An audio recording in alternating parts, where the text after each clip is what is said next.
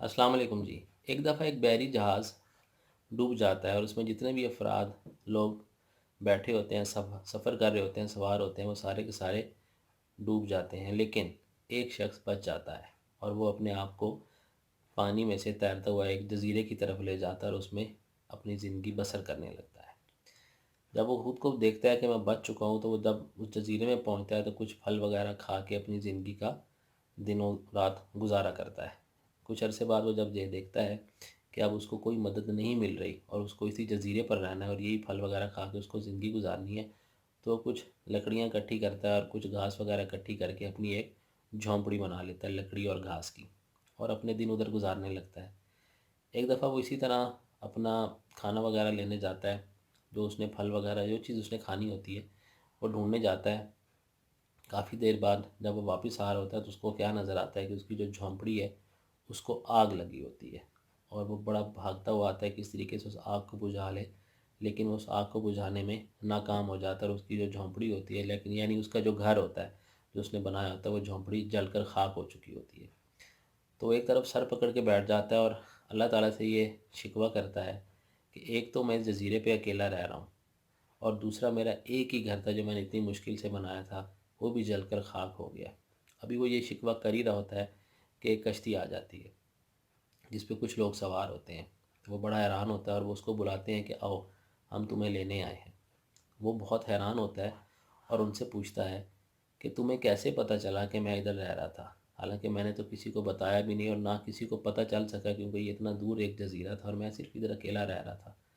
تو ان لوگوں نے اسے کہا کہ کچھ دیر پہلے ہم ادھر سے کافی دور سے گزر رہے تھے، جبکہ ہم نے دیکھا کہ اس جزیرے سے دھواں اٹھ رہا ہے،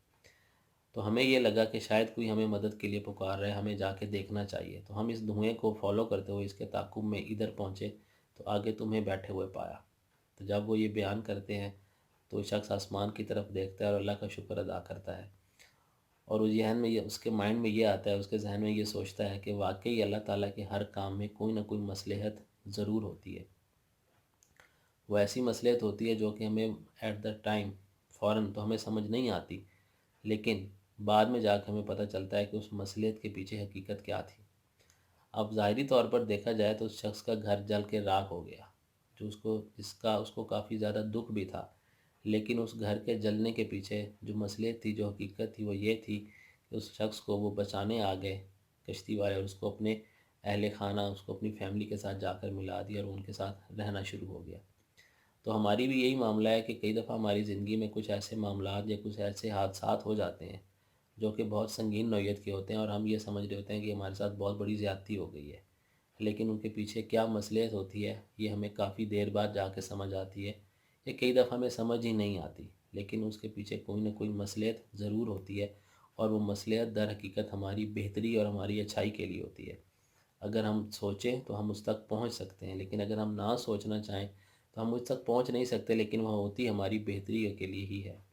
تو کوشش کریں کہ اگر آپ کے ساتھ کوئی بھی زندگی میں ایسا معاملہ ہوا ہے یا ہو رہا ہے تو اس کو مصلحت سمجھ کر جو ایسا بھی وقت گزر رہا ہے یا جو بھی چیز ہے اس میں اللہ تعالیٰ کا شکر ادا کریں۔ اپنا بہت سارا خیال رکھیں، دعاؤں میں مجھے یاد رکھیے گا۔ اللہ حافظ۔